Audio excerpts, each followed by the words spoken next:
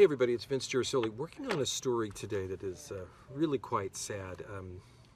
The other morning here in Chicago in Berwyn, a young mother, 26-year-old, her name was Myra Rivera. She was driving to work where she worked at FedEx in the warehouse, and she worked a morning shift very early. And at about 2:50 in the morning, a man who was behind the wheel, who had been drinking with a blood alcohol level twice the legal limit, and was driving at 85 miles an hour down Ogden in Berwyn, came slamming into her car. A very significant impact, and she was killed.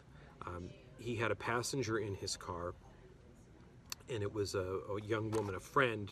They weren't dating, but they were friends, and they had been to a party earlier that night. She said he was driving erratically. She was calling friends because he wouldn't let her out of the car. She was texting friends saying, please try to call him or tell him to stop. I want to get out of this car. And she was injured as well, hospitalized. She's okay. Police say she'll be fine. But charges were filed against, this is the man here, who was behind the wheel, and police in Berwyn say is responsible.